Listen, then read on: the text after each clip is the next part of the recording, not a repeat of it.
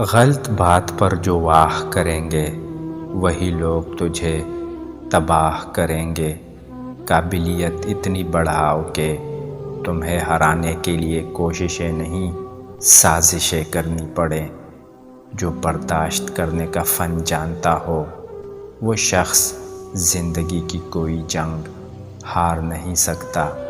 منافق اور بدتمیز کا فرق کیا جائے تو بدتمیز اتنا خطرناک نہیں ہوتا جتنا منافق ہوتا ہے۔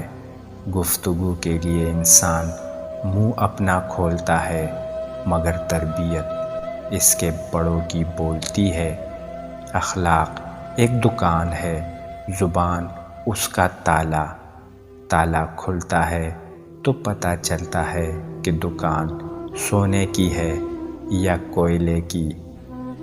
تنہائی ایک خطرناک نشہ ہے۔ جب کوئی شخص اس میں موجود سکون کو محسوس کرتا ہے پھر وہ شخص لوگوں سے میل ملاپ چھوڑ دیتا ہے۔ شکر ہے کہ آنسوؤں کا کوئی رنگ نہیں ہوتا، ورنہ صبح کے اجالوں میں رنگین تکیے سب کے راز کھول دیتے۔ تہجد پڑھتے ہیں مگر اپنے بھائی سے نہیں بولتے۔ ہر نیک کام کرتے ہیں مگر غیبت نہیں چھوڑتے۔ اپنی نیکیاں ایسی تھیلی میں جمع نہ کریں جس میں سوراخ ہو۔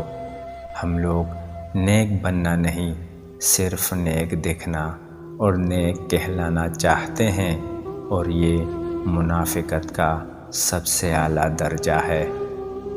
ٹھوکریں کھا کر بھی نہ سنبھلے تو مسافر کا نصیب، ورنہ راہوں کے پتھر تو اپنا فرض ادا کرتے ہیں۔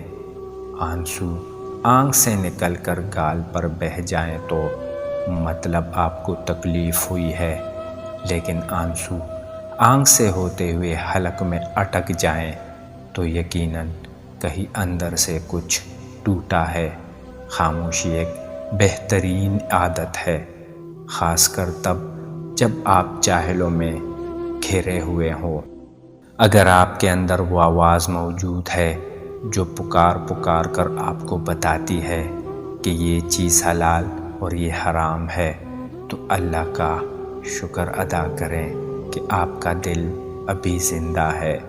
زندگی کی کتاب کے سب اوراق ہمارے مطابق نہیں ہوتے، بس اگر کوئی ایسا ورق آ جائے سامنے جس میں راحتیں نہ ہوں تو صبر کیجیے۔